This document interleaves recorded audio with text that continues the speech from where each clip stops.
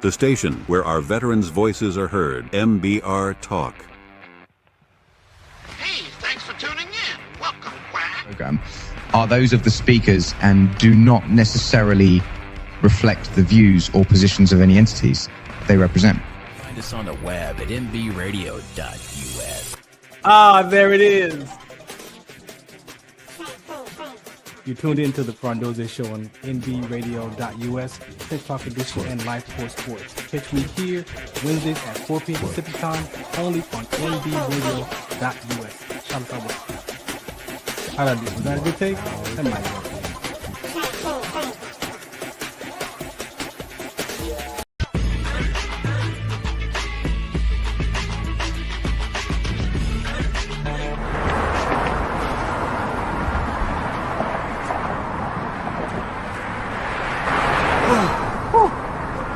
Hey, what's up, man? How you doing? I'm blessed, my brother. How you doing? I'm good, man. I'm good. Hey, did you see the game last night? Oh, that was a good game. But did you see the shot? I lost money from that shot. Oh, man, that shot was cold, I man. hated it, but it was good.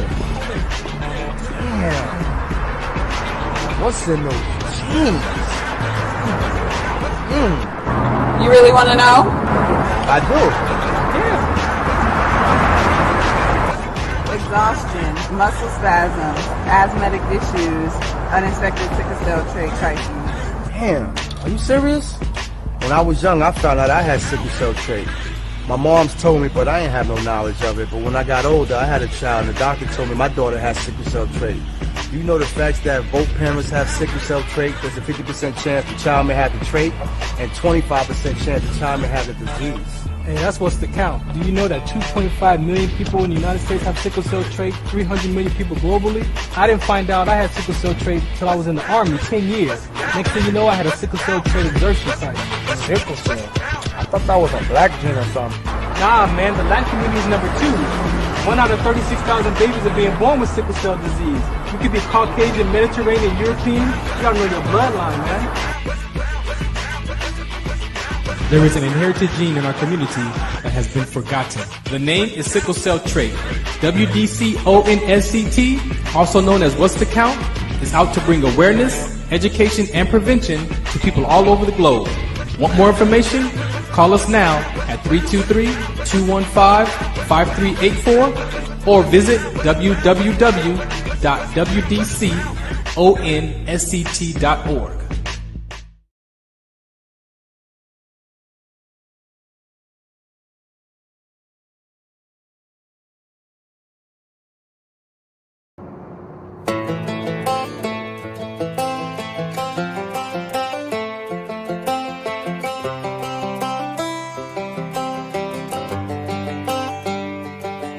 It's the guts and it's the glory, 100 stripes, 100 stories. It's the Pledge of Allegiance on the 4th of July. It's them handwritten letters from home. It's them sleepless nights alone. It's his newborn baby he left with his wife. Mr. Red, White, and Blue, lay down, here's the line.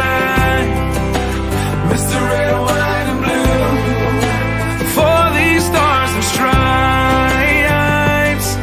Hey.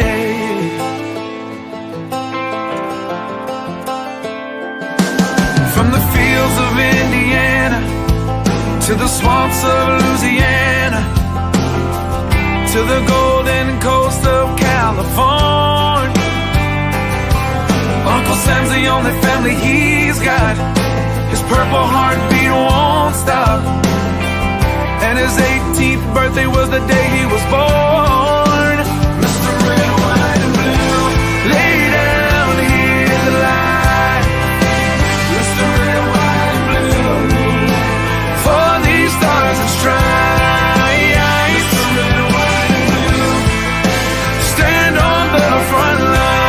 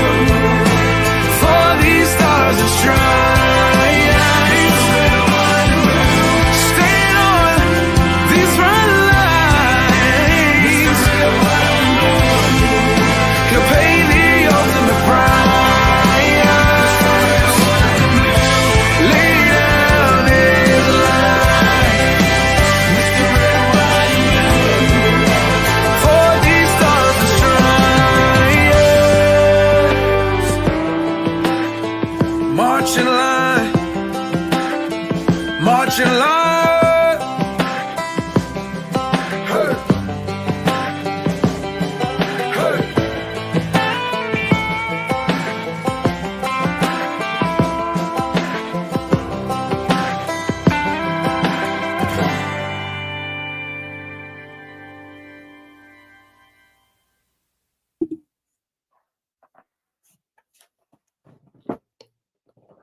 All right. Welcome to another episode of the Farron Dozier Show right here on MB Radio. That's right, the Military Broadcast Radio Network. Thank them for allowing us to have this platform for us to share and to talk about what we're up to. Make sure you can hear my voice. There we go. Again, thanks for tuning into the Military Broadcast Radio Network, the Farron Dozier Show here Wednesdays at 4 p.m. Pacific time. Make sure you go and you check out all the other talk shows, the broadcast, the podcast here on the network. That QR code right there, you can go there and donate to this platform. They provide all the services for us as well. So make sure you can support us, and so that we can get other veterans here sharing their life, sharing their stories, educating, providing services, and providing knowledge, and just a place for relatedness for us as veterans. If you served in the military, like myself, sometimes, we hear conversations in the world that, civilians are not going to understand you. Civilians don't understand. They're not going to understand you. Well, I'm here to tell you, after 24 years of service and being retired for 12 years, I don't understand Farron. So I don't put the pressure on people in my life to try to understand me when I realize that I don't understand me, right? So one of the things about my talk shows is creating the relatedness for one another, right? So if we can relate to one another and you can use your imagination as you do when you go to the theme parks and the Not Scary Farm and all those other ways that you use your imagination to put yourself in those stories, you can actually do that same thing to put yourself in the life of another person. Now, we may say that you can't walk in my shoes. Guess what? I say that you can. I say that you can use your imagination to relate to me to the point that you could experience what would you do given these situations, given those circumstances in life. How would you respond? How would you act? And guess what? It's probably no different than how I would respond or react to those things in life. So that's the relatedness that's so important. Don't understand me. Because if you try to understand me, you're listening to what you understand, and the rest of what I'm saying, you're just throwing it out the window and you're not even paying attention because in your mind, I don't understand this dude. And then sometimes in that communication, we don't have the courage to say, hey, you know what? Start over. What did you say? I didn't get that. We would rather pretend and act like I know what you said. And then when you walk away, I'm like, dude, what was that dude talking about? I have no idea what this cat was talking about. Like, that's the experience that we have sometimes with one another. So it takes a level of responsibility, a level of confidence, or courage to say, hey, you know what? Stop. Start over. I don't know what you're talking about. I don't understand. So those are the kind of conversations we have here on my platform on the Farron Dozier Show. You can catch me also Sundays at 8 p.m. on KCA Radio. That's right, KCA Radio on AM/FM radio in the Inland Empire. We do another version of the Farron Dozier Show over there. Plus, we do some sports talk with the Sports Collective media, TV, and radio segments over there. And it's also a variety show as here. So again, thank you for listening in. I'm working out some details right now with my guest, Caldwell. He is a 91-year-old mental health educator, Korean era veteran. And right now we're having some challenges on him being connected to this episode. So as I work through these details with him, I have some things that I would like for you to listen to and to just get a sense of what the conversations that we have on the Farron Dozier Show. And if you would like to be a guest, you could go to farrond.com or at Farron Dozier right here on all of these platforms right there. You see that my finger pointing right there. Facebook, Twitter, Instagram, you can reach me there, set up a conversation. We can talk, and maybe you could be a guest and sharing your life, sharing your story. What I want to do is I have a couple of PSAs, like I said, that I want to share with you. These are very important topics, things that we care about in our conversations, veteran, youth, mentoring, you name it. These are the things that we care about. So I'm going to play this PSA for you. This will introduce you to Caldwell and about his education and what he's been up to the last 6+ decades. And as I work the details out with him, get him to be actually live on the broadcast right here. So check this out. This is the Farron Dozier Show. I'm going to play some PSAs and then check out this conversation about veterans and, what some of us may deal with in life. Life before, during, and after service. The Farron Dozier Show on MB Radio. Shout us out. What's the count? Zetovia salve, made from natural and organic ingredients, good for inflammation, poor circulation, hemorrhoids, yeast infection, lip sores, dry coughs, eye pain, minor cuts and bruises, and ready to purchase at botanicaherbalco.com. botanicaherbalco.com. botanicaherbalco.com.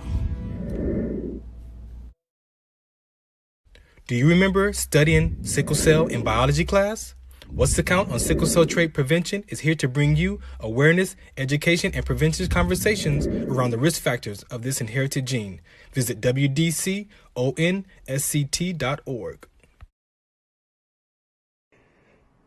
Muchos de nosotros nos vemos afectados por la enfermedad de células falciformes a diario y un número creciente simplemente no nos damos cuenta.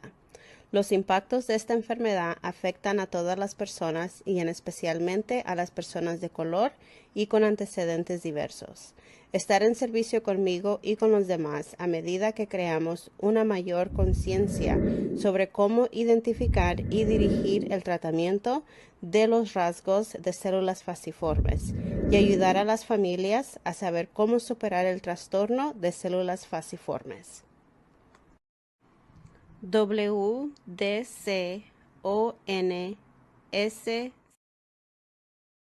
Some of us still carry the burden of battle.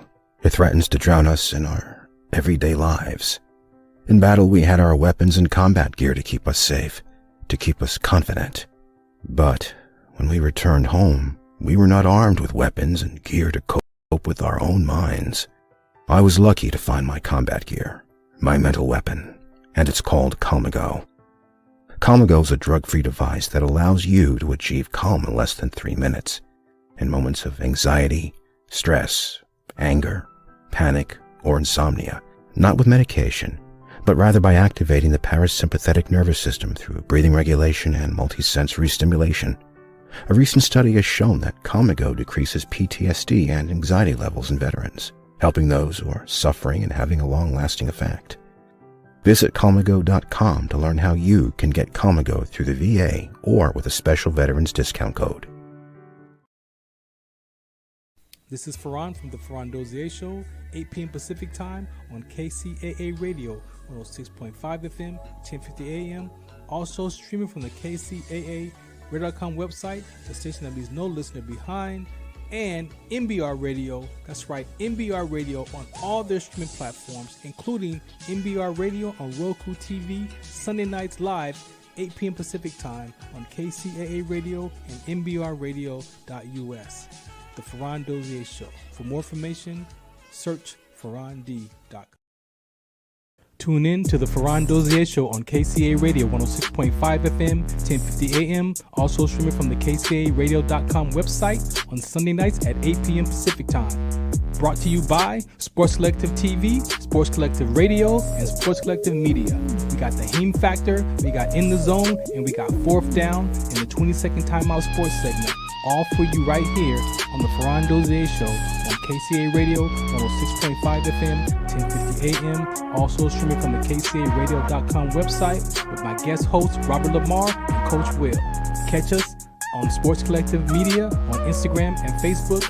And make sure you watch us Sunday nights at 8 p.m. on KCAA Radio 106.5 FM, 1050 AM. Also streaming from the KCAAradio.com website. Music, talk, sports, and so much more. Farron Dozier Show.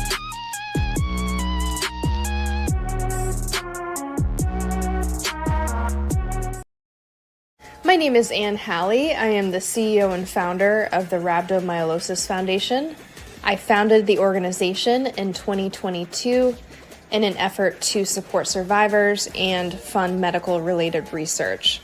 If you're interested in getting involved with our organization, you can visit our website at therabdofoundation.org. You can sign up as a volunteer, or you can support our organization by donating directly on our website. And all proceeds will go to support survivors and medical research.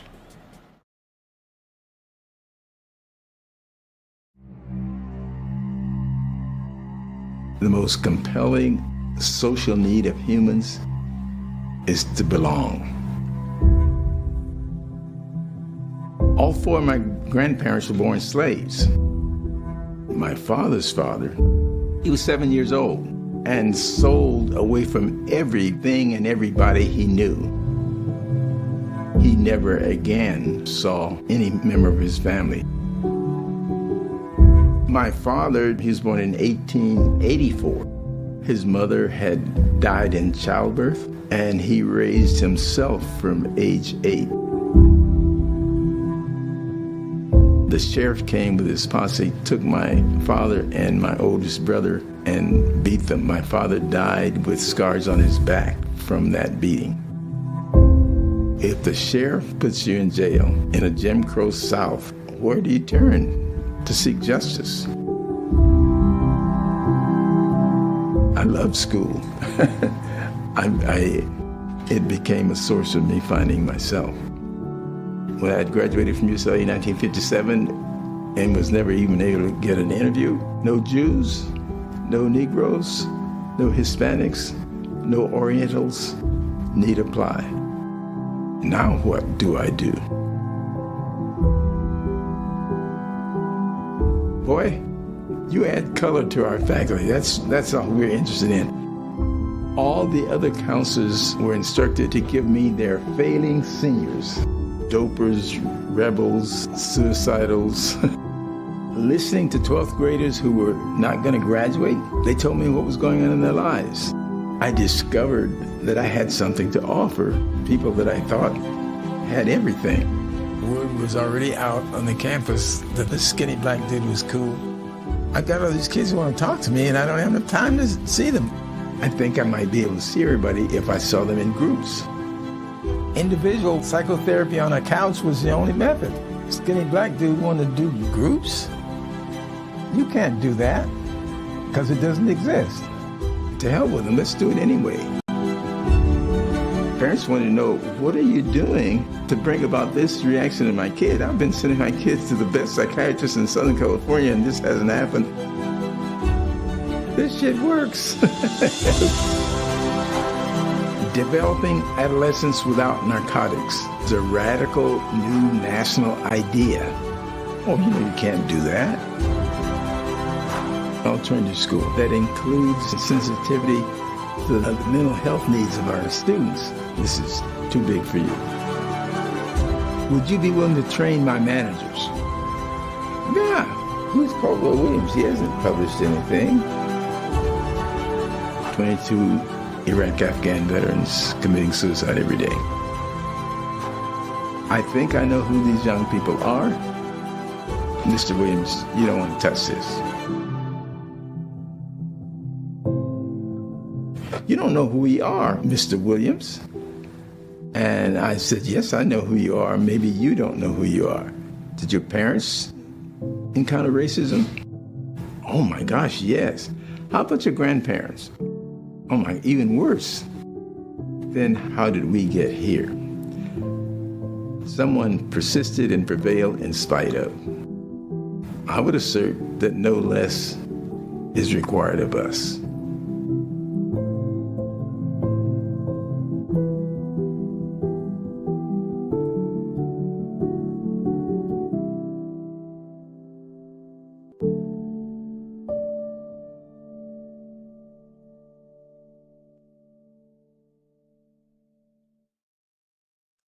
Again, thank you for tuning into the Farron Dozier Show right here on the Military Broadcast Radio Network. That's right, MBR.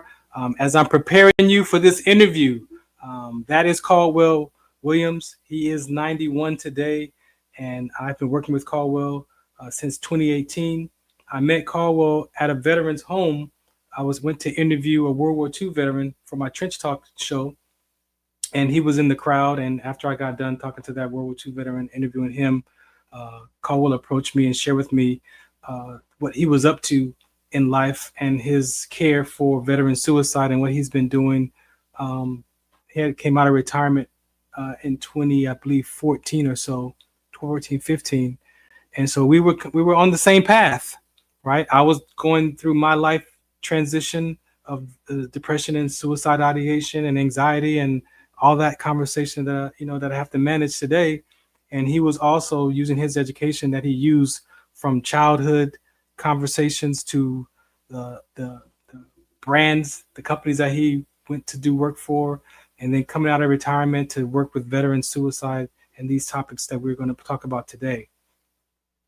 In these last few years, being connected to him and talking to him and listening and having conversations, applying his curriculum to my life, applying the biblical principles to my life, applying the landmark education distinctions to my life, all those pieces. Oh, don't let me leave out cognitive behavior therapy, applying that to my life, applying grief counseling from the VA to my life. What I understand that I could tell you today that I can articulate is that principles work. We are used by principles. We are used by principles that sometimes are corrupted principles, right? That we survive life from.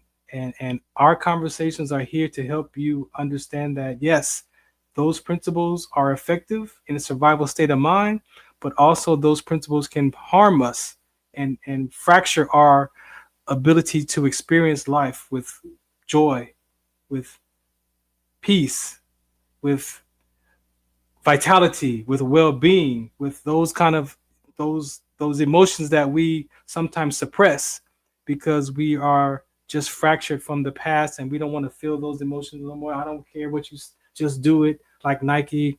Those conversations are real, but sometimes we describe life with our language. We don't say what's so, we describe it.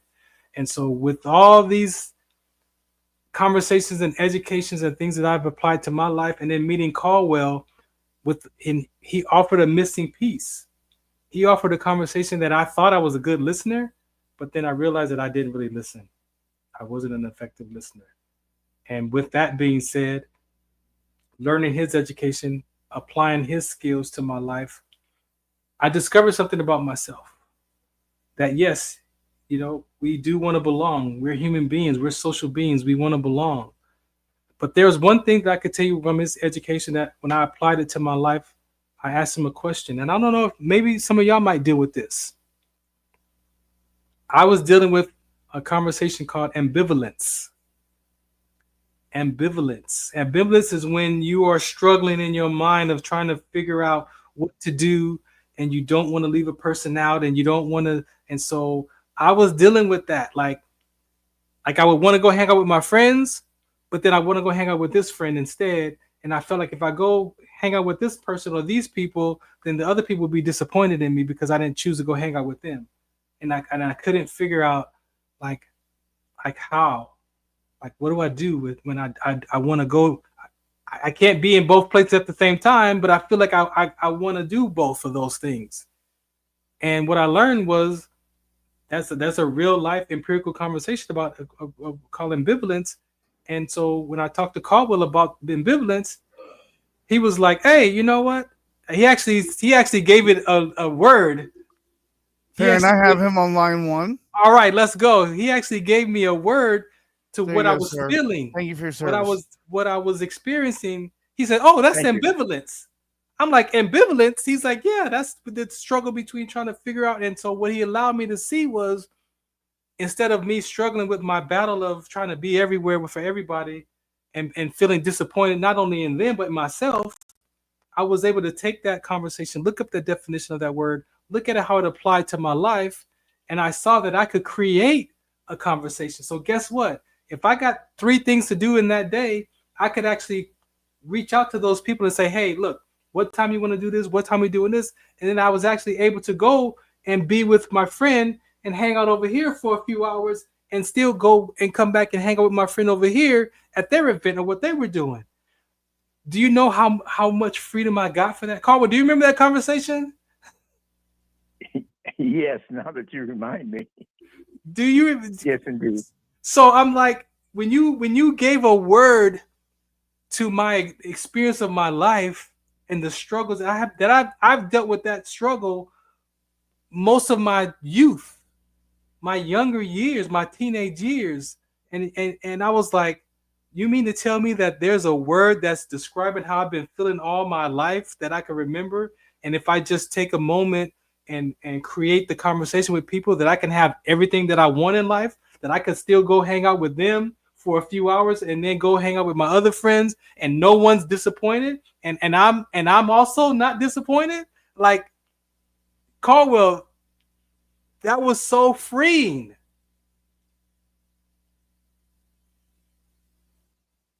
Are you there? What you just said reminds me of a couple of epiphanies that I had during the 8 years that I had a charter school. I don't know how much these people know about me, but in 1970, I received California's first public school charter, 22 years before the legislature passed the law. I was working on University High School in West Los Angeles, where the wealthy people sent their kids still to public schools in 1965. And one of the things that I found was, having grown up myself as directly the grandson of people who were born slaves, my parents were first generation free. I had in high school read a philosopher named Henry David Thoreau, who talked about the masses suffering in silent desperation. And I said, oh my goodness, that's my family. And I thought, because we were descendants of slaves, that was our suffering. As I moved through life, and at age 25 became a counselor at University High School in West Los Angeles, I found high school kids from iconic families in disarray, on drugs, committing suicide, suffering in quiet desperation. And I could name some iconic names now that they're dead. I don't mind revealing. Senator Alan Cranston, Chancellor Chuck Young of UCLA, Simon Ramo, the inventor of the intercontinental ballistic missile, et cetera, et cetera, et cetera. Seemed that no families were escaping this quiet desperation, even though you could hire a PR firm to tell a romantic story about you. Right. And as I pursued my own journey, which was a determination, that my wife and I were fortunate to have 2 sons, to have them escape this syndrome, it turned out that information that I was discovering for my own household was translatable to be monetized. I ended up not only creating an innovative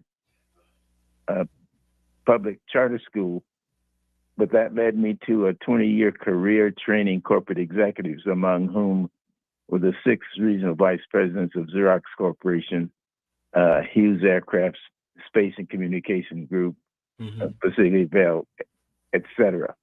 The data, no less applicable there as it was in my own household.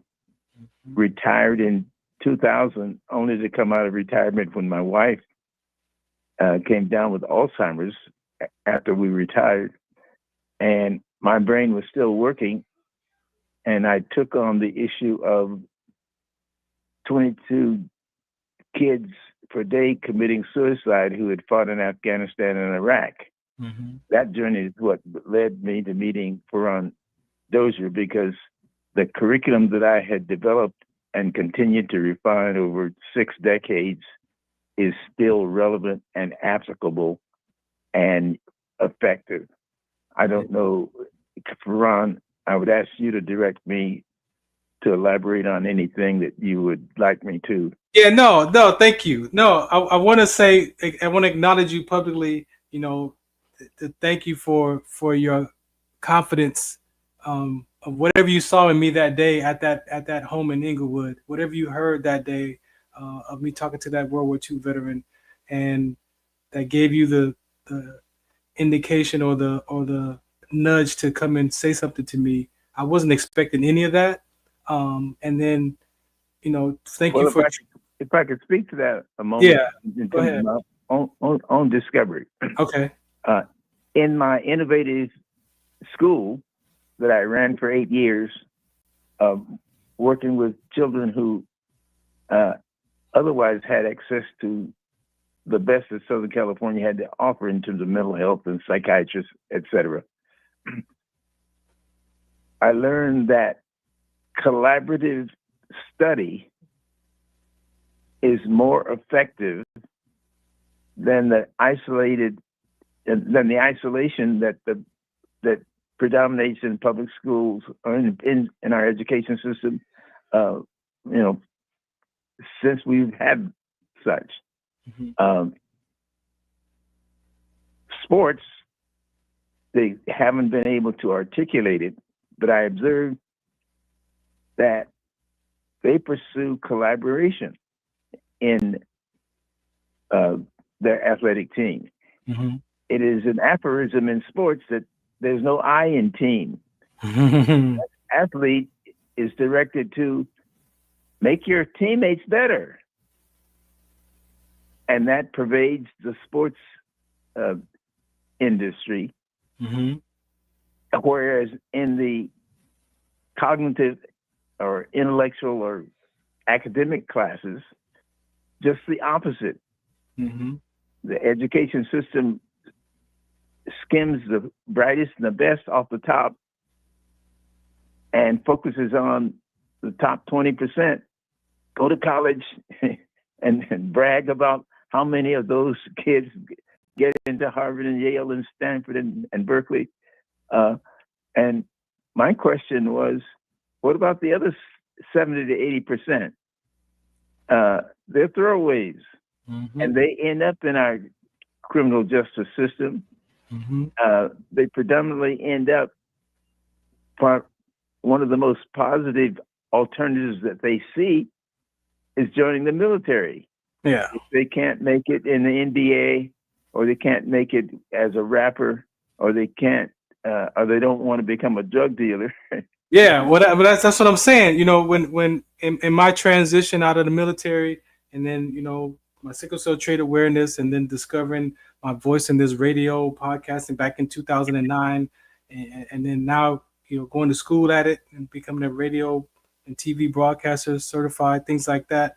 And using that talent or that skill to be open and asked to be interviewing the World War II veteran, then meeting you with your curriculum, and we're on the same type of journey. Again, I want to say thank you for allowing me to hang in there with you through these last 7-8 years almost, and now being able to possibly carry your conversation on because of the confidence and the trust that you have with me. Can you share what you saw in me that allows you to see that I can move this conversation forward while you're alive, and praying that when at that next level that I can take this conversation forward?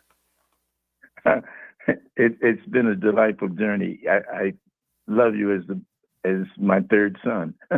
I remember in that same house where we met, I asked you to read something and your face changed colors. And I got that you were insecure as a reader. Definitely. And that put me in touch with the study skills that I had discovered that we had developed in my school, in which collaborative study, we allow no student in the classroom to go past a word they don't understand. Yeah. And the dramatic turnaround, we flipped from the 20%, and sometimes in that school it was considered a really good school, 30% who were qualified for college out of high school. We flipped that to 70%, and the school district said that's impossible. Yeah. This Negro must be cheating. Yeah.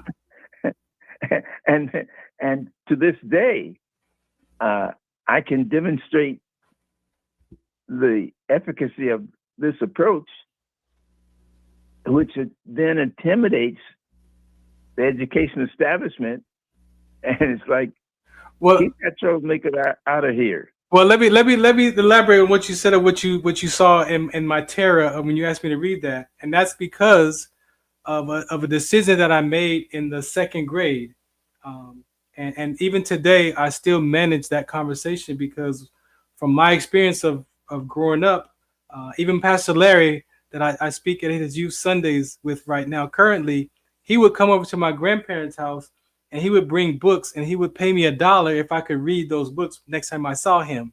And so, but during that second grade class, for some reason, when I would read in class or read the books, my eyes would not stay on the page. It would drop down to the different levels, the different, I'm reading ahead. My mind is already on the next line and I'm still trying to read the lines where I'm at.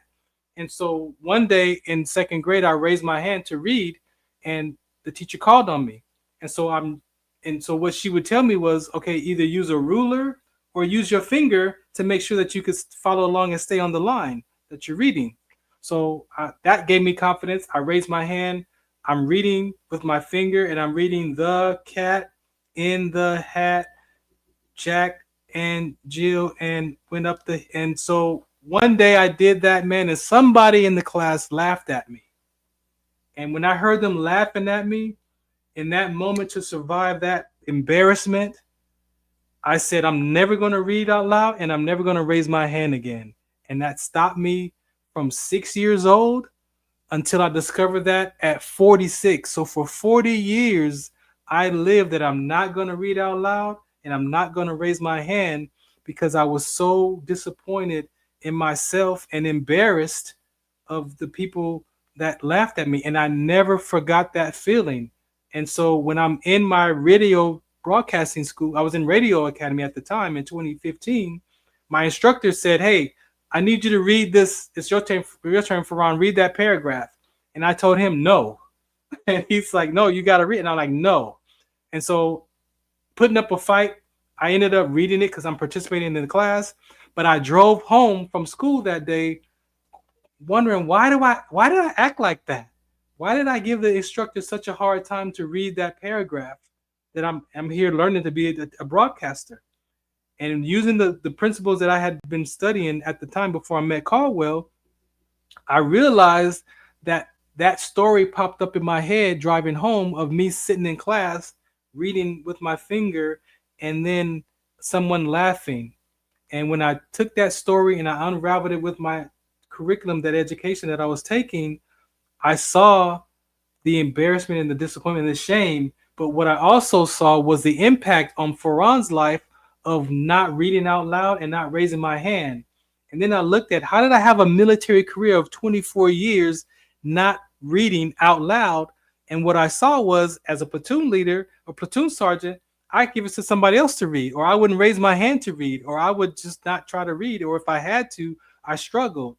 But then the most important impact I saw was on my daughters, because now here I'm at 46 years old in this radio academy where I'm learning how to use my voice and read these characters and use my voice to animate myself, that I saw that my daughters, I didn't have an opportunity to read those storybooks to them.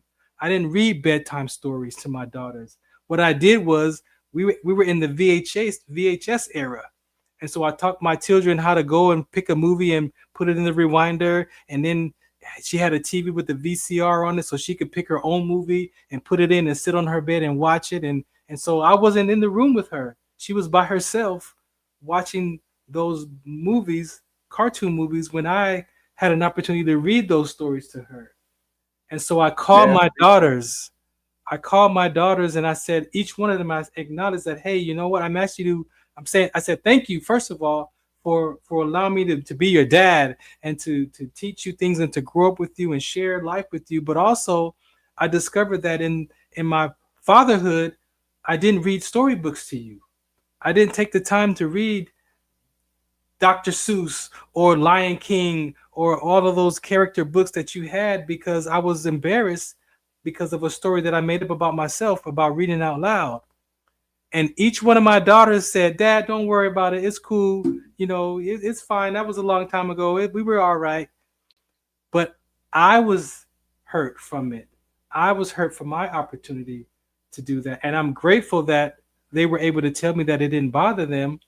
But as we get these conversations going with Caldwell and the things that we're going to talk about in this episode, these are the conversations that his curriculum goes to help people discover the emotional, the social emotional conversations that we really don't get a chance to talk to or talk about in particular environments like our home, like our school systems, right? May I speak to that for a moment? Go ahead. My 15-year-old grandson, mm-hmm. I had a chance to hang out with him a week ago. He's an extraordinary, highly achieving youngster. Mm-hmm. And in his he just started high school in the ninth grade. All through his school career, teachers have astutely used him as a second teacher because the other kids gravitate to him and he assists them in learning.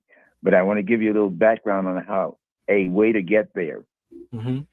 Before he started preschool, I had spent the night with my son and his family, and Milo's his older son. And at the breakfast table, this kid who had just begun preschool at the time before kindergarten, mm-hmm. On the wall opposite the dining table were several hundred large cards, vocabulary words. Mm-hmm. And he said, Grandpa, the game I want to play with you is you pick a word. I'm supposed to define the word and use it in a sentence. Mm. And this is the 5-year-old kid. So I picked the word and he said, Grandpa, with you, my sentence has to make you laugh. So this kid, before he started school, was literate. And when he got to school, the teacher was astute enough, because he was a wigglewort, because he already knew what she was trying to teach. She was astute enough to utilize him instead of letting him wiggle. You can help me help others, which is part of our philosophy of collaborative study. Mm-hmm. That's another way of saying what the sports industry already knows. If you're the best athlete, your responsibility is to make your teammates better. Mm-hmm. And that philosophy is applicable in the academic classroom. And I'm 92 years old, and before I leave this vale of tears, I want to get this into the public discussion because it makes a difference in a majority of the kids' lives who are now throwaways. Yeah. No, again, man, thank you, for taking time out today. There's one conversation that I want to have with you most recently. I recently got delivered and free from not being vulnerable. Again, I made a decision at age 14 that I was not going to be vulnerable and that I have to defend myself in relationships. And that was from a 14-year-old girlfriend breakup in junior high school. And that girl broke up with me because she said that I wasn't paying attention to her. And I think she gave me at least 3 opportunities to get it together.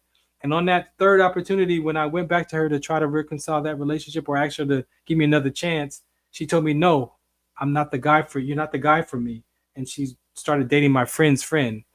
Now, in junior high school at 14 years old, that was one of my final decisions that I made in my peer age, that I was not going to be vulnerable, and I have to defend myself in relationships. And then that's how I lived my life from 14. That was a 41-year decision that I made from 14, because at 55, just a few weeks ago, this month, I discovered that me not being vulnerable, it caused me to defend myself for my behavior, for my character, for my personality, and for my body language. And in the conversations that I've been having with Caldwell and my personal development education and with church, and all the other stuff that I've been applying to my life, when I was able to look at why I wasn't being vulnerable, one of the conversations that came up was, in life, most of us live this experience of have, do, and be versus be, do, and have. And then I saw that like, oh, okay, I remember that distinction. But then there was a conversation that she said, in life, we can choose life the way it is and choose life the way it isn't. And sometimes you hear people say, oh, this is just what it is. Life is just what it is. Like, they don't complete the circle. It is what it is, and it ain't what it ain't. Life is what it is, and life ain't what it ain't. And when she put it in that context for me, Caldwell, what I heard for myself was, I can choose being loved, but I can't choose being unloved. And the ability to choose being loved and to choose being unloved gave me the space that I could actually be okay with Farron. Like, I felt whole. And so then I start to look at what other parts of my life that I haven't chosen. Well, I haven't chosen grief. I haven't chosen loss, the way it is and the way it isn't. Then I saw I haven't chosen being vulnerable, the way it is and the way it isn't. And the moment that I chose being vulnerable, the way it is and the way it isn't, a space opened up for me. And then I went to the Bible and says, okay, what does the Bible have to say about vulnerability and how we treat people and how we are with ourselves? And what I saw was James chapter 5, verse 16. And that verse says, confess your faults to one another, right? And so when I looked at confess your faults to one another, and then I looked at choosing vulnerability the way it is and the way it isn't, I saw that for the heart of us, we're taught as men, as boys, don't show your feelings. You can't be emotional. You got to be tough. You can't cry. You can't do this. You can't. But I saw that the word said, I get my strength in confessing my faults to my brother or sister. And I get my strength in praying for you and through sickness so that we can be emotionally. Like, when I saw that, Caldwell, from the spiritual context versus how I was living in my heart, it allowed my heart to be softened enough to download that scripture. And I saw that me being vulnerable is not me being weak.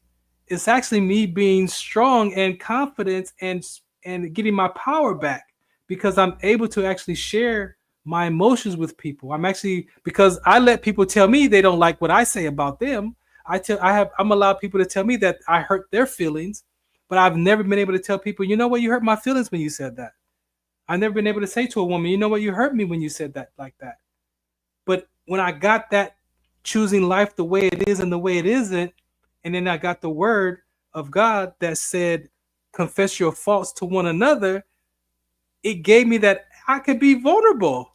I could actually confess my faults and take responsibility for how I land on you in life. See, a lot of times I was defending my position. Well, I said that because you made me mad, or I said that because you did me like this. So I defend my intentions, but I wasn't present to how I hurt that person.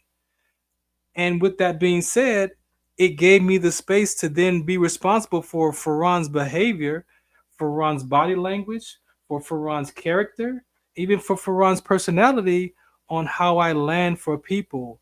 And I don't mean to hurt people's feelings, but I know that how I act can cause people to be damaged or be hurt by Farron's behavior and character. And Caldwell, that is something that it another layer that I just peeled off, but I'm bringing you to this conversation because when I looked at that part of my life of being vulnerable now, I said, what what could cause a child to feel disconnected from his mother at 2 years old?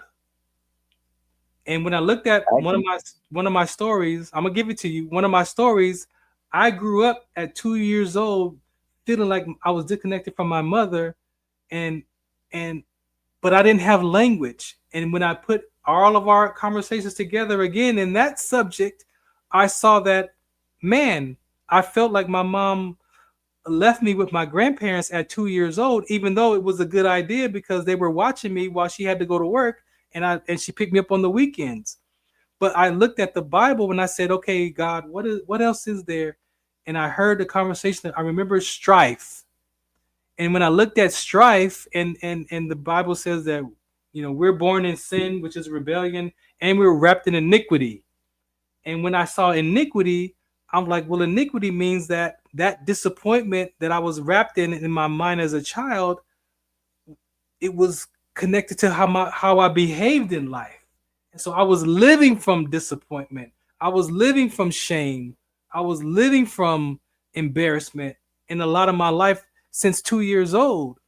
And when I discovered that 2-year-old decision, I was able to free myself from my mom and love my mom completely. Like there's no fractures between me and my mom, but that was the last piece of 55, so 53 years that I lived in that iniquity of a strife that I was disconnected from my mom. Now, you and I have been talking for the last, since 2018, and you have a story about when you were born and what you saw with your mom. So can you share that story with the listeners on how this conversation it impacts us even in our adult life? Can you please share that story, please? Yes, I can. The name of the charter school that I ran from 1970 to 1978 was Innovative Program School. My proposal to the board was an innovative approach to public education. I wanted to lift mental health to equal focus with the traditional cognitive curriculum because of the things that I've alluded to in this conversation, the desperate struggles that were going on in households that had PR that said everything was wonderful.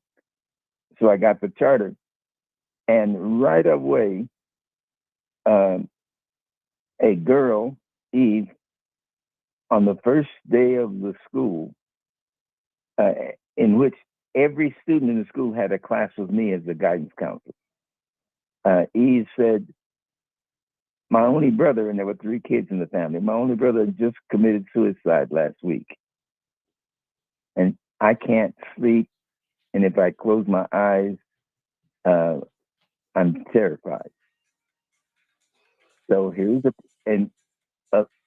all the other kids in the room were, of course, keenly interested. Because we're near UCLA, I went to the UCLA library to try to find something on death and dying and fear and the like. And a woman named Kubler-Ross had written a book called The 7 Stages of Grief. That's the only thing I could find. So we read from the 7 stages of grief, and Eve's nightmares continued. So I thought, okay, I have license to innovate. So I created a meditation exercise at the end of which I had each person in their private space die and see what happened. And we would talk about it afterwards. And in a class of 25 students, some said, I was old and I just went to sleep and blah, blah, blah. There were a variety of stories. I don't even remember what Eve's story was. But what I do know is her nightmares stopped. And the other students in the school heard about it, and the parents heard about it and wanted to know, what did you do, and wanted to participate.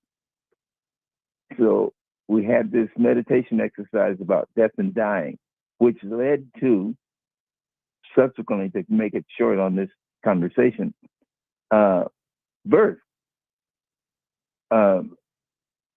problems and concerns and issues related thereto, why don't you create an exercise, a meditation exercise for being born? So I created a birthing exercise.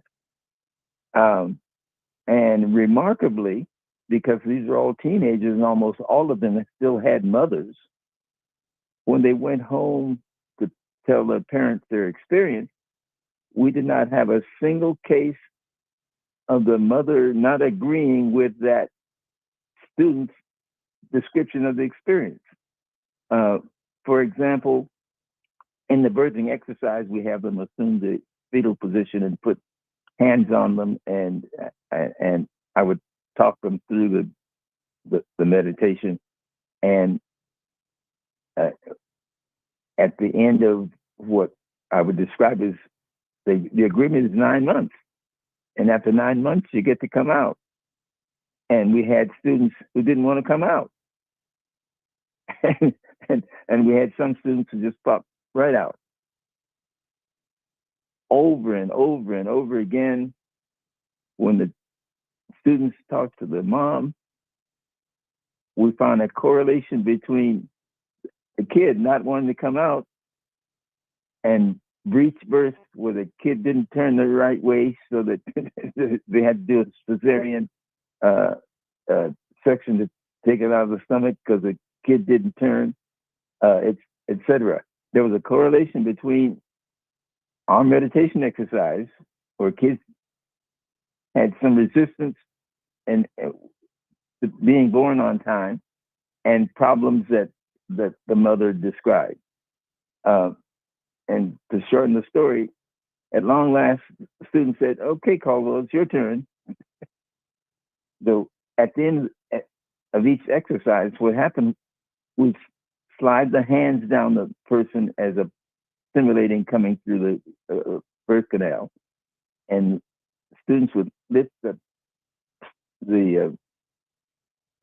child up and place him in the arms of a girl. And in my situation, during the meditation in the womb, I was happy as a lark. And then when I was instructed, okay, you're 9 months are up, time to come out, I popped right out.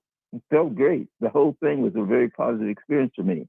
Then they lifted me up and placed me in the arms of a girl, and I burst into tears.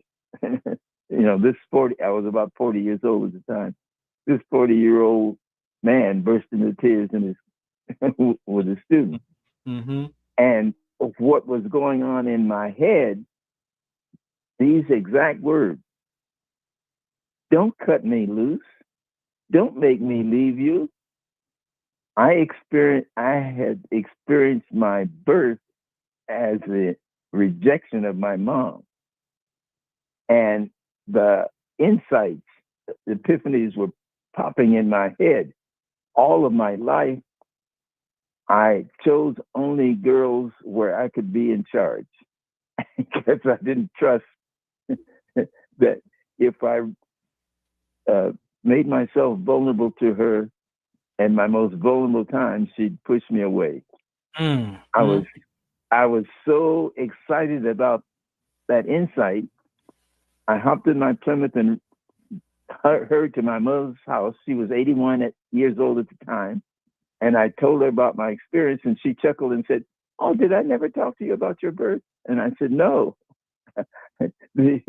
She said, I was born on a farm in East Texas. My parents had a 120-acre farm that they owned. And everybody was in the field. It was April 4th, 1934. Everybody were in the fields, and she was, of course, at home. I'm number 10 of 11 kids. So it was a large family. And of course, she was always in the house working on something, washing and cleaning and cooking, etc. She said, "The 9 children before you, my birth pains would come in time, and Dad would get on a horse and go into Linden, the town, about 4 miles away, and bring the doctor." And she said, "You just popped out." They were in the fields, and I thought, there's no time. I put a quilt and a sheet on the floor, and you popped right out. And I said, they'll be home for lunch soon, and then they'll help me. And she said, oh, okay, I know how to do this. This is number 10. She said, I tied your umbilical cord with a string, and with scissors, I cut your cord. Now, remember, in my meditation, I had said, don't cut me loose. Don't make me leave you. And I saw in my head, in that meditation, the umbilical cord. So my mother, at 81, confirmed my memory and in mental health, in which my academic and professional training instructs. We tend to be able to remember back to age 3 and nothing beyond that. Well, I can tell you, I have evidence corroborated by almost 100 parents that we're able to remember our birth. We can go back that far, given the opportunity and the circumstances in which, for one example, meditation can provide. And the decisions made, and I know that Farron has talked to you guys about how the mind works in this regard. Decisions made in childhood, because every experience is recorded in the mind and is available and accessible to us. Most readily, the ones that are accessible to us are those associated with trauma.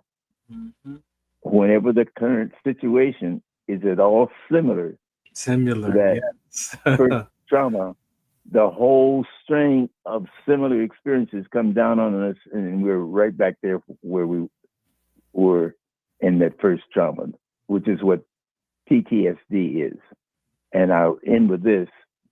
The remedy is tell the truth. Go there, allow the experience, and listen to it so that you can make new choices as an adult. And forgive the child for making the choice they made, because they got you to where you are now. They survived and are entitled to be forgiven for not knowing what you now know. That's it for me, Farron. Man, thank you again. Thank you for being open to share your education process around the meditation, and then what you discovered out of that, because these are the things that I also had to do for myself in my own healing, that I was able to discover 10 different decisions that I made from 2 years old up until almost 40. And I didn't start my healing journey until 40.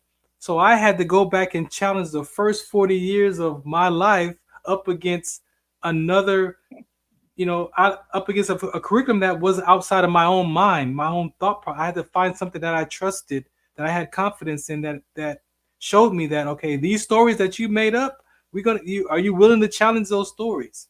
And I was like, yes. So then let's go. And when I did that work, Caldwell, I started to discover the 2-year-old, the 5-year-old, the 6-year-old with the reading. So I'm going to tell you, the 2-year-olds with my mom, the 5-year-olds with my dad, the 6-year-old was with my second grade class, the 8-year-old I was abandoned by my mom, the 11-year-old I was embarrassed for food stamps and walking to the store, and I would never have a car that was a good running car because I had to walk to the store, and I was embarrassed and in shame walking back home with the grocery cart that my stepfather was pushing, that we paid food with the food stamps with at 11. The 14-year-old decision with the girl, that the breakup, that I'm not going to be vulnerable. The 23-year-old that I became a liar because I was embarrassed that I had 2 daughters at 23, and I became a liar because I wanted to be accepted and I wouldn't tell people that I had children. The 36-year-old decision that I made when my collapse from sickle cell trait exertion, that I made it mean my life was over. Like, and then the decisions of being free at 40 years old, the decision of doing this work, and then the 50-year-old decision that I made. I mean, of now from negative, and the last two are life-changing decisions, right? And I really appreciate you, man, for again the confidence that you have in me to be a part of your program, GoalTenders and LBI Solutions, as a company and as a curriculum, and even the stuff that we just have conversations around, where I feel like no one understands when I'm talking. I feel like people don't get me because I've done my work to be free from those conversations, but I hear people say that, oh, that doesn't happen to me, or I don't know what that is. But when they tell the truth, or they hear the space where they could say, you know what, I do have something like that in a different version of it. It may not be the exact same story of mine, but the principles will allow you to unravel that story if you're willing to put that story inside of those conversations. The same way that cognitive behavior did for me, that allowed me to stop saying that I don't trust women, to say, hey, you know what? I trust women 50%. And now I can no longer say I don't trust women. But then I had to look and see, well, how much do I trust Farron? Well, guess what? I don't trust Farron that much. And if I have to put a percentage to Farron's trust, maybe I trust myself 50 or 60%. So then if I don't trust myself but 50 or 60%, say 60%, then how can I expect me to allow me to trust other people 100% or let them trust me 100%? So even the cognitive behavior that the VA offers, even the personal development courses, even your listening program, even grief counseling, those are all principles. And if we're willing to put our life in those conversations and have the confidence or the trust that we can be and do the work, I agree with you, Caldwell, because what I've learned in my 15 years of that education, when I'm ready to have a breakthrough, my body pulls the anxiety out. So when I have the thought and I have the memory and the story, what arises is the body sensations connected to all that. And if I allow myself to be with that body sensation and the aches and the pains, or the stomach gut pain, or the nervousness or the anxiousness, and I use the educations to process my thoughts and tell the truth, like you said, as an adult today, man, Caldwell, I get free from the body sensations. And then now the thought and the body sensation and the story is no longer connected. I'm not triggered by it. That's the freedom. You just summarized our work. Man. Did you hear me? Yes. This is your work. Our work. This is our work. Yes. And so this is the military network. This is the military broadcast radio. This is MBR. This platform is designed to reach veterans. We have a lot of first responders, their family members, veterans, their family members.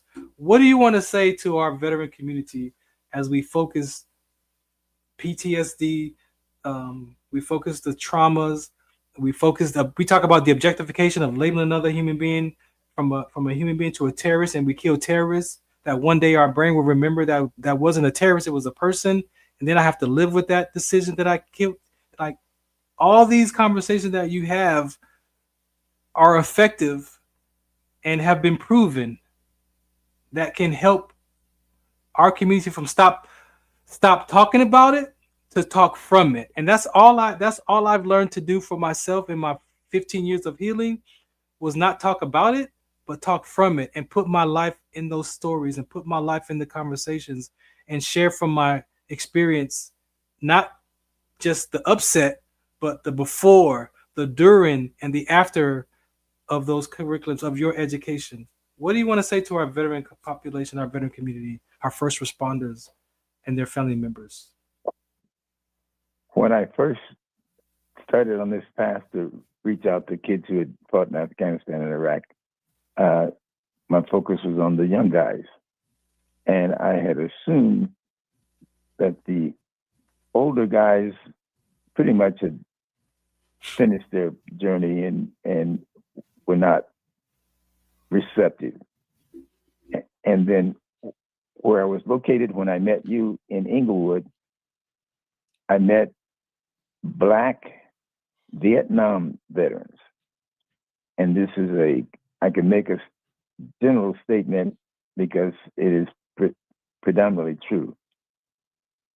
100% of them had been born in the South, as they described it, working on sugarcane plantations in Louisiana, cotton plantations in Georgia, in Mississippi, when they were conscripted, when they were drafted into the military. And it was, according to them, an upgrade in their standards of living. I remember one man saying, my lunch in the cane fields was molasses, syrup, and a biscuit in a tin can. And then I got into the military. I had, 3 meals a day and clean underwear and all that. And at first, I celebrated. But I had no education. And so in Vietnam, we were thrown into the worst of the jungle battles.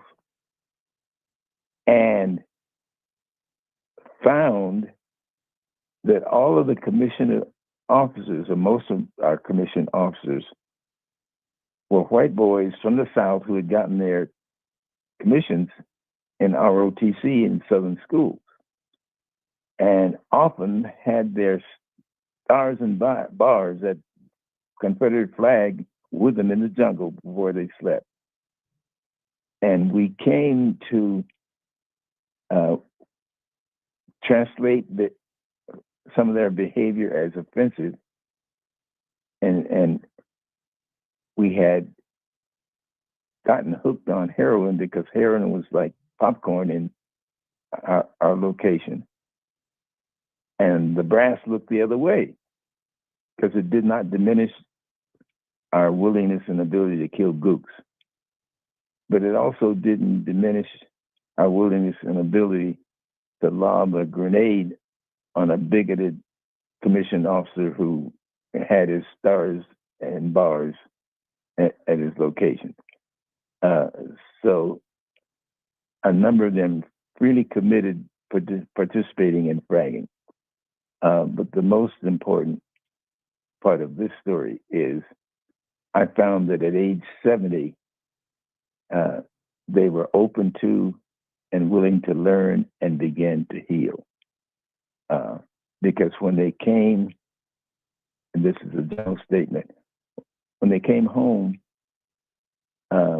addicted, uneducated, and unsophisticated, they had no intention of going back to the South.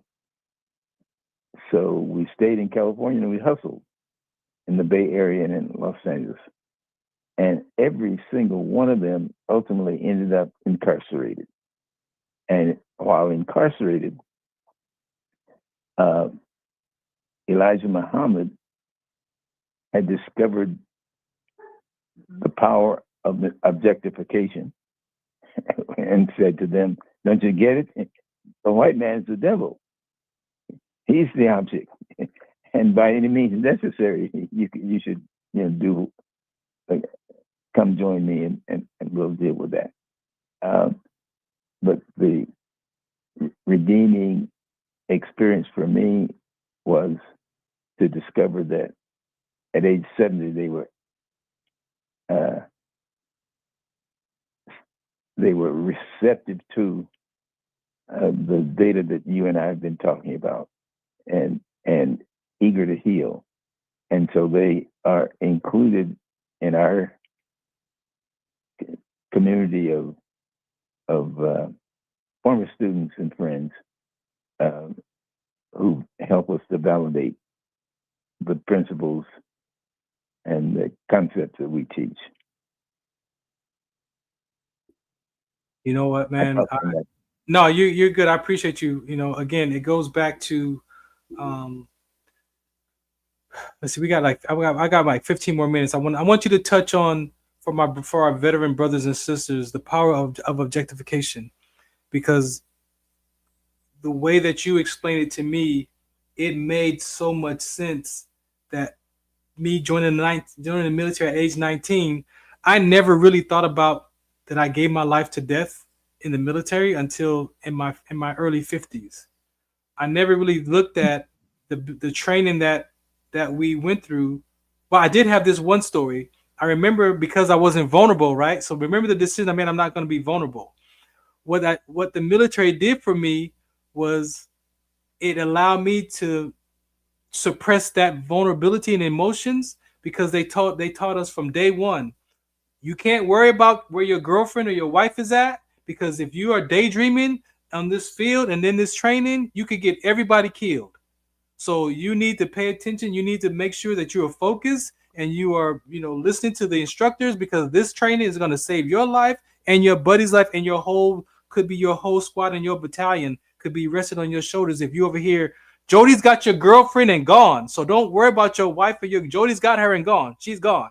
Caldwell, what that did to me was allow me to just cut off my emotions completely, to disconnect myself from my home, from my wife, at the time from my family, from my friends, and only focus on the training and surviving life in that moment for the rest of my career, because I need to make sure that I learn these navigations and these training developments, that I can apply this to save my life if I ever have to go to war.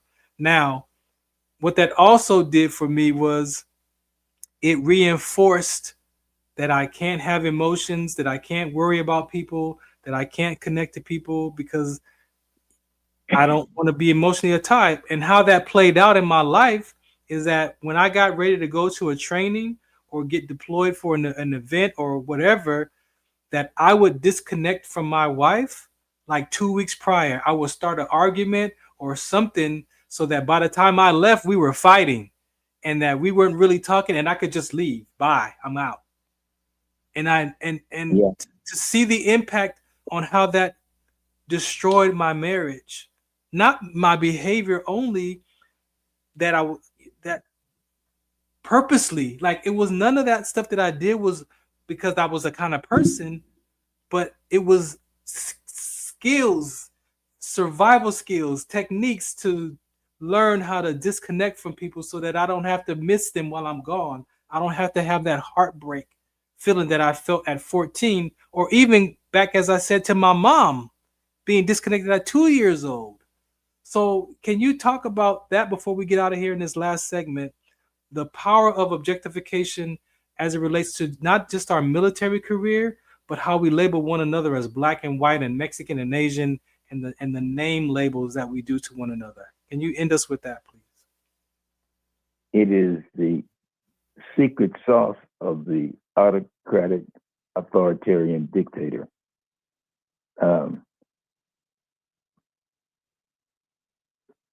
When I was drafted in 1957, the Korean War was winding down, the shooting had stopped. And in basic training, we were trained to kill the aggressors. They had stopped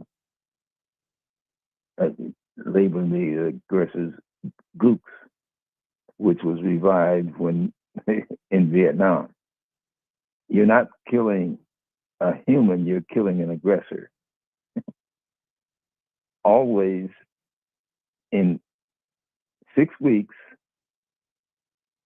the Department of Defense has figured out the equation to, in 6 weeks, transform an innocent, malleable young man into a killing machine. And a part of how that is done is by objectifying the other. So we've gone from Nazis and Japs and gooks and aggressors to terrorists. These days, it's been terrorists, and so the kids who are now being trained are trained to kill terrorists, and that's a powerful but subtle distinction that can go undiagnosed and untreated. every person who goes through the military and serves in the military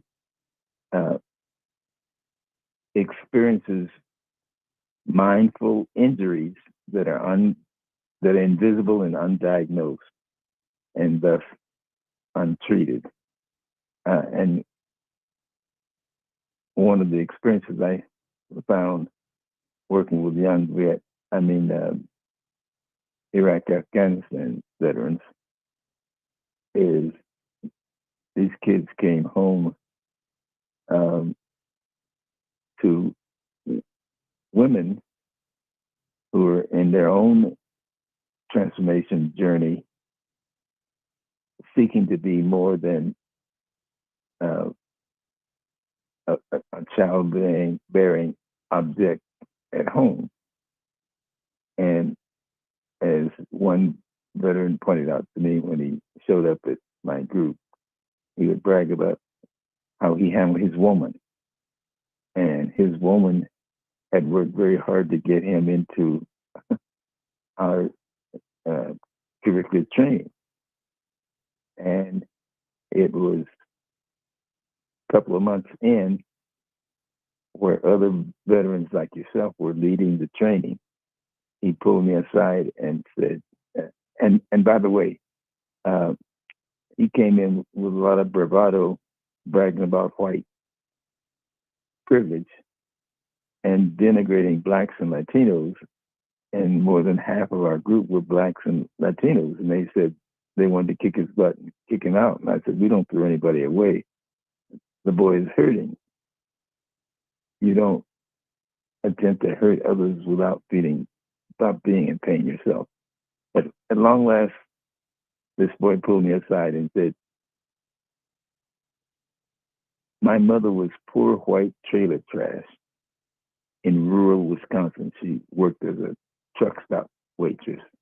I didn't know who my dad was until I was 15 years old. But I was good in the classroom, and I looked around and adopted the attitude of the people who were in charge. And in rural Wisconsin, white bigots were in charge. So that I adopted the culture because I wanted to fit in. And when I I joined the Marines because I didn't know what else to do after high school. My cadre, my leaders, commissioned leaders were bigots. So I was comfortable at home, and he was a killing machine. After service, and by the time he came to us, 40 men who had been in his Marine unit had committed suicide post-service. And he was finally receptive to what we were teaching. And he said, I'd never heard anybody talk like you guys talk here. And everything that you've said, I've checked out. I'm going to Pasadena City College, and I test your theories on my instructors and other members of the class, and it seems to work. And so the objectification, and by the way, even to this day, he still refers young veterans that he meets to us.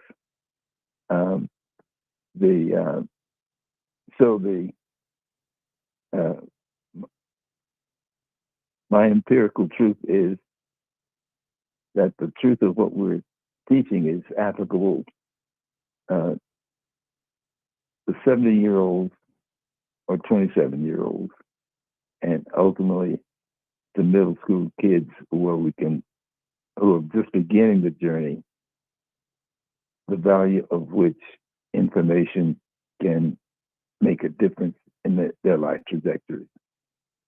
I appreciate the opportunity for you to invite me to be a part of this conversation, Farron. Thank you. Caldwell, thank you for saying that. And I want to add, before we get out of here, the other side of that real quick, and you can chime in at any point, Caldwell, that the same objectification that we talk about, that we were trained as veterans to defend this country, it's not about a right or wrong, or good or bad. This is We're 1% of the population that joins the military at any given time. There's only like 1% of us that join the military at any given time. However, we do need objectification to survive life. So in certain instances, we need to be able to objectify conversations so that we can make sure that our children stay alive and that they're safe and that we get home and whatever that conversation is. But just like the Bible, just like the word, it talks about the heart of us. And the moment that I objectify another human being, it changes the context of what that word is meant to be used for. And when I objectify another human being as an object, and then I could talk to you like the world talks about that object. If I objectify you as a black person, then I can talk to you like the world talks about black people. And it could be good, bad, or indifferent, right? And so the way that we label one another, even in this world of veteran homelessness, who am I to say that that person is homeless? It's let that person determine for themselves if they're homeless, right? But the moment that we label them as a homeless veteran and then we treat them as such, as the world talks about a person who's homeless. I want to live in an RV. I don't even want to live in a house. I want to live in an RV for the rest of my time. Does that make me homeless? You know, and so the way that we label one another, even let's go to sports, Caldwell. We've seen fans of different sports kill each other, fight each other in a stadium, hurt one another because they have on a jersey of another team that's not my team. And so I don't like you because you have a Clipper jersey on, or I don't like you because you're a Raider fan and I'm a Kansas City fan. And we will talk down to people because of a jersey that we don't even own the team, let alone stocks. So the power of our language all the way down to you're black, I'm white, you're Mexican. The disconnection from the humanness of the objectification is what we're out to unravel so that people get to be connected to one another as a person first. Even if you label me as a veteran, now you talk to me as a veteran and not who Farron is as a person. And those labels and that ability to label one another when it comes to another human being, for me, is where society is all in disarray. It's all, like you say, messed up as far as the system even using that psychological warfare to pin us against each other. Well, we don't have time here, but we need to take a look at who benefits from that model. No, say it. No, you got to say it. Say it. You got it. Say it. Well, no, there's not enough time. I'm saying that we come from, all humans come from a leadership paradigm that is where the leadership is authoritarian. Mm-hmm. No matter what part of the planet you come from, you're born to, you lived in a tribe, and the leader of the tribe was a king or a potentate or a chief or whom you violated or offended at risk of losing your head. Mm-hmm. All of us come from that experience. These guys who decided to experiment with this democracy idea, an old Greek notion, I used to be pissed off at them. I'm no longer pissed off at them. They did the best they could with what they had. Mm-hmm. Give me your tired, your poor, your wretched refuse, the huddled masses learning to breathe free, etc. Romantically was, God, that's a great idea. They welcomed everybody. Mm-hmm. But practically, that meant we've got all this land and we want to control it. These few Englishmen and the Spaniards and the Portuguese and the and the French want this land as well. Mm-hmm. So if we let people in who feel good about us, we can control the whole damn game. Mm-hmm. But what we agreed upon, unwritten, and our historians apparently agreed not to tell the true story, is 100% of the non-English immigrants to the United States started out marginalized. You may not be first class. as only Englishmen of first class. There was no English ghetto, but there was a German ghetto and a Scandinavian ghetto and an Italian ghetto and a Jewish ghetto. So I'm saying everybody except Englishmen were marginalized and objectified. I don't know how old you guys are, but have you heard the name WAP, Kinks, Coolies, Rednecks, Crackers, Niggers? Every group was discriminated against and given a pejorative name, except Englishmen. And I'm saying the gang started out objectifying others. You weren't, at my church, I've befriended this couple who are in my age group, and they're from Indiana. And the Indiana mascot for their athletic team are Hoosiers. Mm-hmm. You know that name? You heard Hoosiers? Yeah. I've learned from my new friend, Hoosiers, in her experience in her family, is equivalent to nigger. Hoosiers, when they went into the rich neighborhoods in Chicago or Cleveland, they were treated like niggers.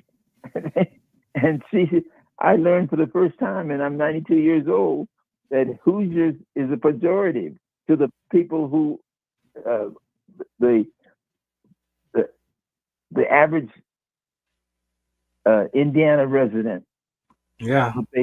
But the focus upon the pejorative toward us has been a distraction, so that the pain of the exclusion of Hoosiers and crackers and rednecks.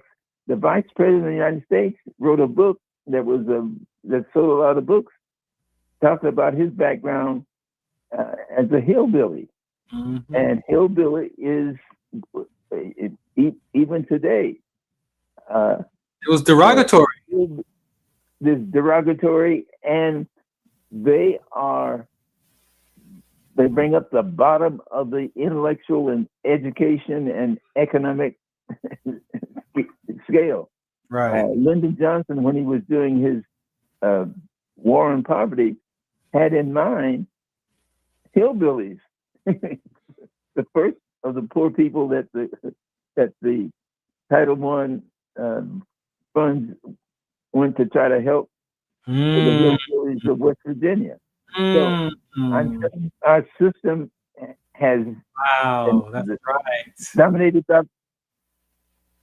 Anyway, our system has been broken for, like you said, the democracy is a Greek philosophy, and our country is still ran by dead men ideas, and we that those ideas are old.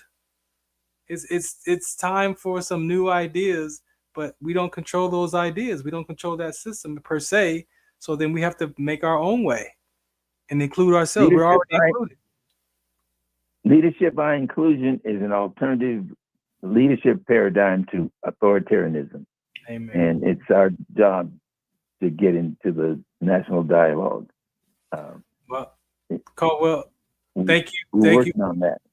Thank you for allowing me to be your curriculum trainer. Anything you want to say about your curriculum and my relationship to that training and to the people, so they, kind of know that I'm part of what you're up to. One of the things of which I'm most proud is we've demonstrated that any person can master the curriculum and at a level of application to their own lives, which then enables them to pass the information along to others. Yes. I am 92 years old and comfortable that the work can and will go on because of people like Farron, who, without fancy college degrees, is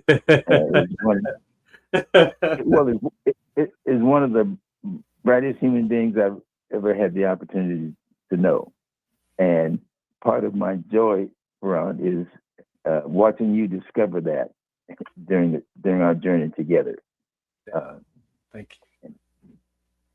Caldwell, That's it. thank you for today, man. I really appreciate you sharing your stories from the birth, the meditation of our birth, to just how your curriculum for the last 6+ decades have been effective, and praying that the connections that we're making today in 2025, that your conversation will live on. Even within me, it will live on, and so I thank you for just, for God allowing me to put you in my life, and to be that mentor that we talk about, that we want, but do we ever allow that person to speak to us in life, right? Regardless of what we deal with your health, and you still fighting for your independence, you are still, using your brain to give back to this world, and to make sure that your legacy is still present. So thank you for today's conversation. One of the definitions of, for me, love is the experience of well-being. And part of my joy in life is you and I experience well-being as we hang out together. And we do very, very, very minimal disagreements, very minimal, and we were able to clean them up too if we did. Yeah, absolutely. All right, man. Thank you. Great. Thank you, Caldwell. Yeah. Okay. Good night. Bye-bye.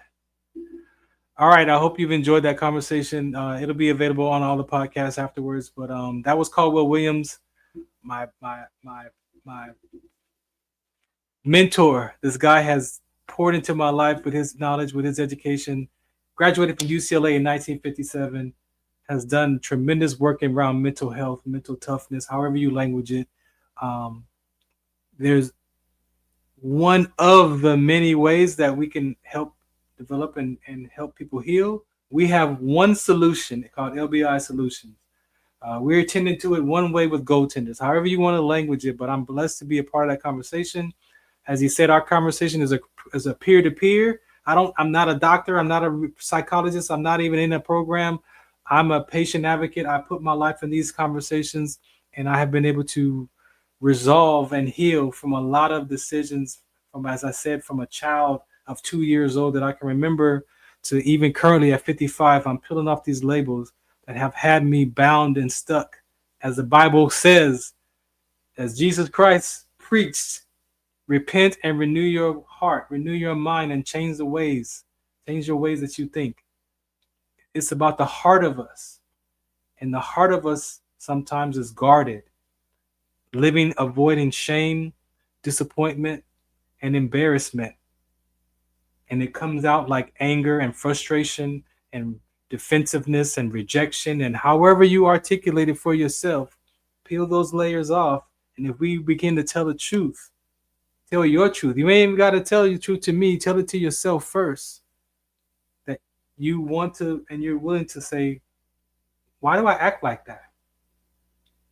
I love my mom and dad, and they got on my nerve. And I went to work on why they get on my nerve. And what I saw was, it wasn't my mom and dad. It was Farron. It was my perception of my father. It was my perception of my mother. And it was my perception of myself and who I had to become to survive those hurt moments, those body experiences, those pain sensations. Those what I had to learn to heal from. And at 55, I'm still peeling off layers.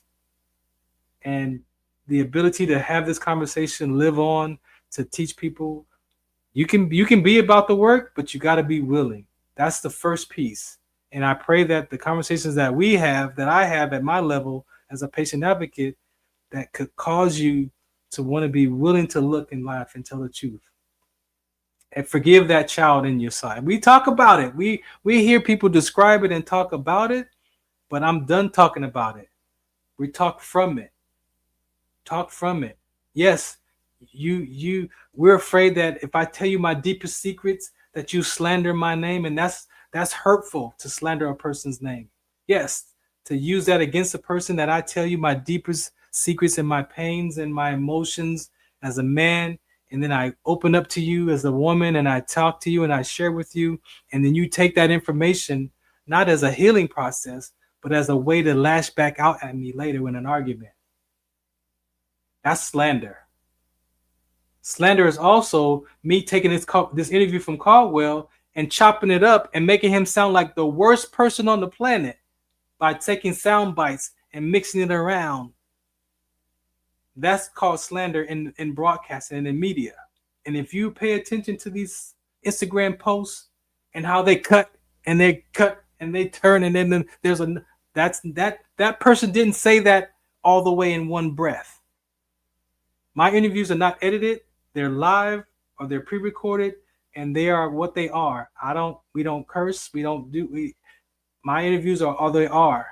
But if you look at media today, and people design these conversations and they chop up those interviews to make a statement or to create a narrative of a subject that's not what that person said all the way through. And then we fight amongst each other about these 60-second posts that we give an opinion about what that person said, and my opinion is wrong and yours is right, or you're right and I'm wrong, of a 60-second clip. No more. Our babies, our children are watching, and they're a mirror of us as parents. That child is mirroring what they hear from you. They may not say it in front of you, but they go to school and they act that way out at school. They act how you act at home, at school with their peers, in 3rd grade, in 4th grade, in 5th grade, in 6th grade, in 7th grade, in 8th grade, in 9th grade, in 10th grade, in college. They mirror what they see at home. And as a parent, we either have to restore that as a parent to our child, or as a child to the parent. Go talk to your mom and dad if they're still alive. Go talk to them and find out how they were when they grew up. How was life for them before they had you? Talk to your grandparents and find out, what did your grandparents go through when they were children? What did they deal with in their generation? And I promise you that when you hear the generational differences and the generational consequences that have been passed on from your great-great-grandparents to your grandparents to your mom and dad, that's not their own influence. They've been influenced by their culture or by a belief system or by an ideology or a philosophy or a theology that may not fit who you are today. I'm 55. I had to get a new ideology, a new philosophy, and a new theology so that I could be free from my past, so that I could challenge the stories that I made up. Some are true, some are valid, some are made up, but they're my truth. They weren't the truth. And maybe you need a piece of the puzzle from your family's generation to fill in the blank besides the story that you made up to survive that conversation, to survive that pain. Thanksgiving is coming up. Listen to the conversation at the table. Listen to how you're talking about your ancestors. Listen how you're talking about your family, because you could be passing on generational emotional consequences to the children who are in the house. Listen to you boast and brag about the upsets and frustrations of slavery. To boast and brag about the upsets of the F the police and the upsets of the political situation in today. You could be passing that conversation on to that child who's vulnerable, who doesn't even know what you're talking about, but now they're going to give a meaning because my uncle said this, or my mom or my dad said this about that. And now they take that on, and that's how they think about life. Indirectly, emotional consequences.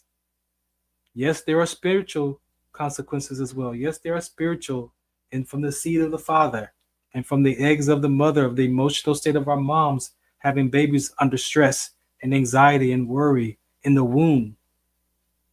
We know that, but knowing makes no difference sometimes. We know what smoking does. We know what alcohol does. But does it make a difference? No, because we still drink it, we still buy it, we still smoke it. Knowing makes no difference. What's the impact on you? And then what's the impact on other people? What's the impact on others to others? What's the impact on you drinking alcohol on yourself and on your family? And what's the impact on drinking alcohol on yourself and your family and your cousins? That if you die from a drunk driving incident, that your whole family is impacted by your death.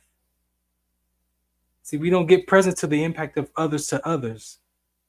We get impact on what it is to me. and usually it's a negative. It's an hour 45 minutes. I got to get out of here. Thank you for listening in. This is the Farron Dozier Show. I wasn't going to do a show today. I was actually set up to do a rerun, but my heart put in my heart to call Caldwell and say, man, I need you to be on the show today. And I thank MB Radio H for making it work, as I took as long as I could to get Caldwell on the line the first almost 20 minutes of the show that he couldn't get on video, but he was able to get on the phone lines of MB Radio. I pray that this conversation helps you. If you're interested in supporting anything that we're up to that you heard that catches your attention, LBI Solutions, you can go there right now and look at all of the tabs about Caldwell and his curriculum and what we're up to. You can go to farrond.com for my stuff as a community, as an advocate, as a patient advocate. For more sickle cell trait information, wdconsct.org. If you want to talk about the Inland Empire Hounds, our first home game is this weekend. Hey, 20-game season. We already played 2 games. We got 18 games left. You want more information? You want to brand with us? You want to be a part of the conversations that we have for the love of dogs? IEHounds.com. You can go there. What else? I think that's enough. At Farron Dozier, if you want to reach out to me. Be a guest. Share your story. You got resources for veterans. You want to partner. You want to hang out and talk, as Caldwell did. Shout me out. I would love to have you here. Shouts out to MB Radio. Go there to that QR code right there and hit that and make a donation to keep us connected to our brothers and sisters globally. This platform is nationally and globally. Roku TV, Spotify, wherever you get your podcasts. Check us out. Shout us out. What's the count? I love y'all. I appreciate y'all for listening. We'll see what's happening next week at Farron Dozier to keep track. Shout us out. Love you. Ladies and gentlemen, thank you for tuning in to Military Broadcast Radio. As we wrap up today's show, we want to remind you that the podcast of today's episode will be available right after we go off the air. So if you missed any part of the show or want to listen again, be sure to check it out. And remember, we're here to support and honor our veterans. Your stories and experiences matter, and we are committed to giving you a platform to share them. That's right. We're here to give our veterans a voice. So don't forget to catch the podcast and stay connected with us. Giving our veterans a voice.